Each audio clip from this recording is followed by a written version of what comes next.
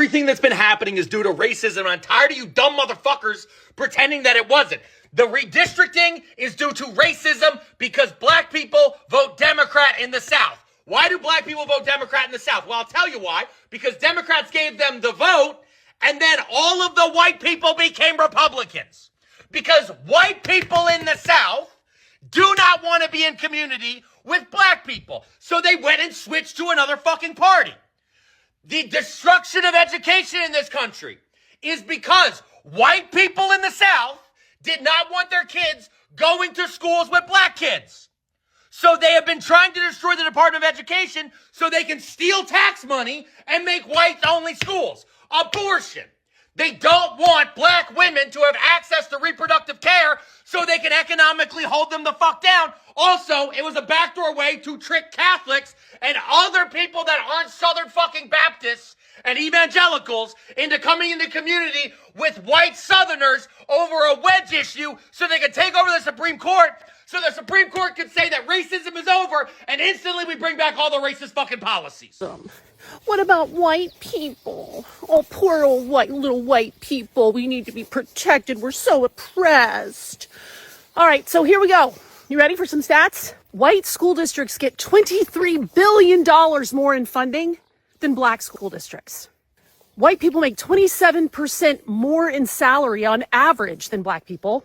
For the first 81 years that our country existed, there was 0% black representation in Congress. 0.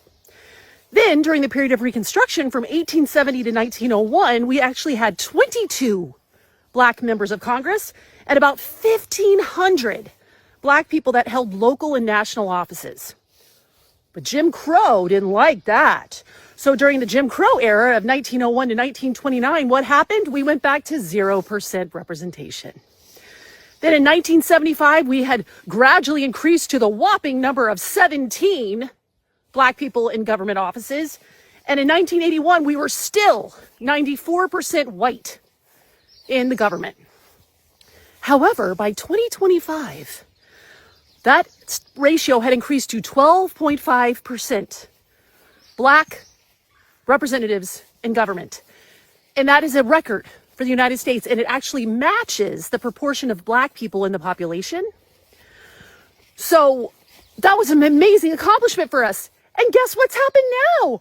The white supremacists don't like that. So what's happened? They're now removing the right for black voices to be heard and for their votes to actually lead to their electing representatives that understand their experience of black people, because the white supremacists who are in the White House, all over the Republican Party, they didn't like that black people had made such progress in terms of their representation in the government.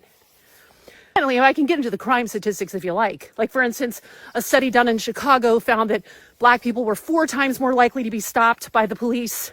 In LA, it's 120% more often that black people are stopped by police. In New York City, 90% of all traffic stops involve people of color.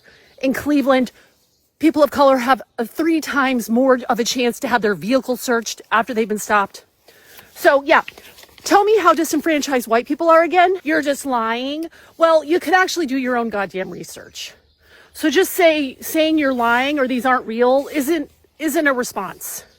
That's just what an uneducated, stupid person says. It's very easy to do research right now, to find this information out your damn self. So before you even make those comments, try putting forth a modicum of effort to identify if maybe you might be wrong. A lot of people ask me how I went from white Christian nationalist to doing the work of anti-racism, and the short answer is education.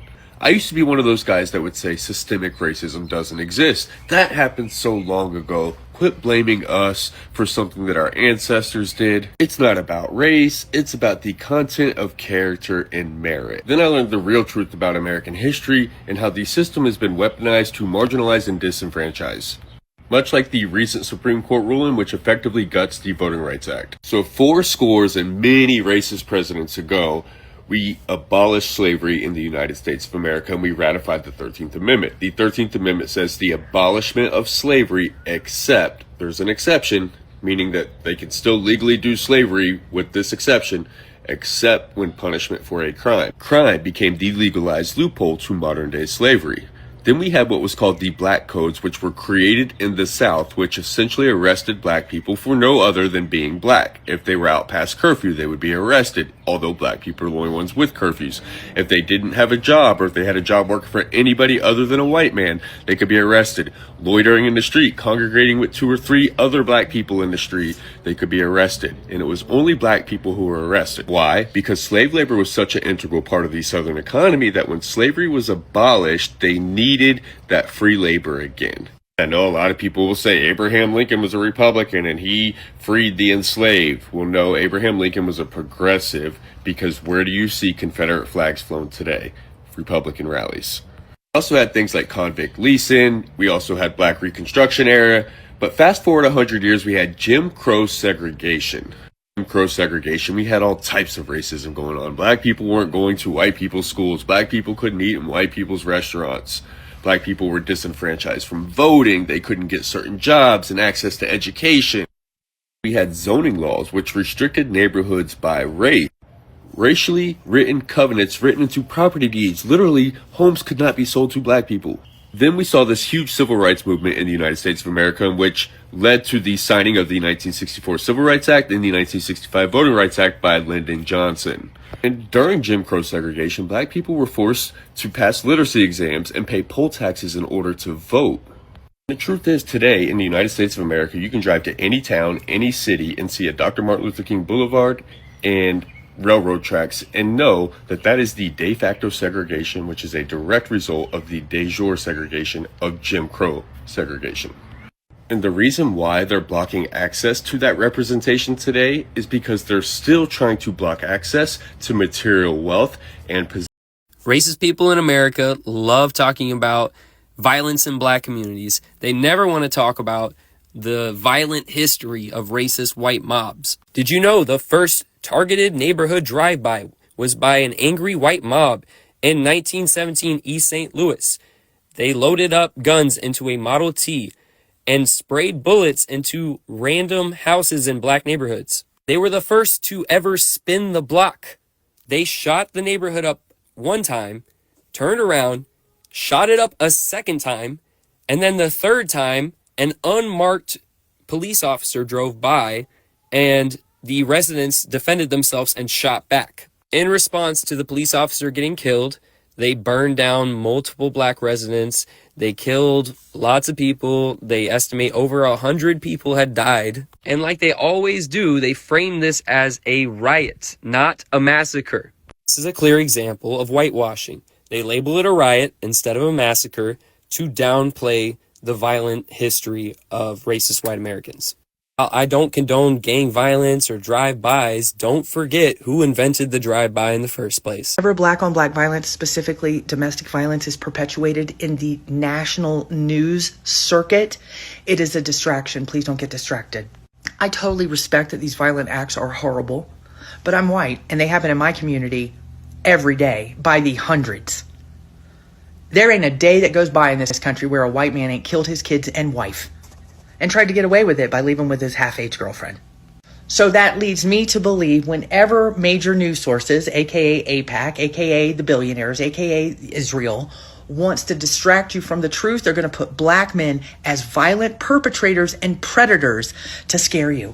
Because we're so afraid of black men over here. Oh, they're so dangerous. I mean, there was a little kick for a few years where they were trying to tell you that Mexican men were the most dangerous, but now they're back on their we hate black men kick. So they're going to perpetuate, especially domestic violence, because that scares white women the most, on the news. No, white men with micro penises that rape children are still the most dangerous.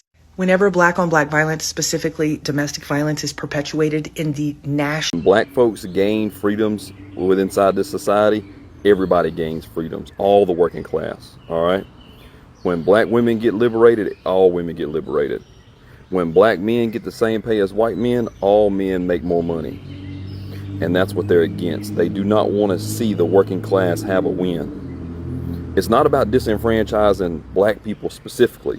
It's about disenfranchising black folks because their coalition with white people to gain progress is a challenge to the white supremacy power structure. Don't get it lost in the sauce. All right, so that means folks that look like me and talk like me need to step up and have a voice in this moment, because this fight has been going on for generations. This ain't brand new. This has been around for a long time. And rednecks and hillbillies all knew this back in the day. They knew that their problem was not a black man gaining rights, working beside black folks. That was not the struggle. The struggle was against the corporations and the wealthy people that run our society. And they run it in the benefit to them, not to us. All the language that they use is coded in a way that gives you a hope that they're going to do something for you. But when's the last time they provided anything for you? Exactly. Don't get it twisted.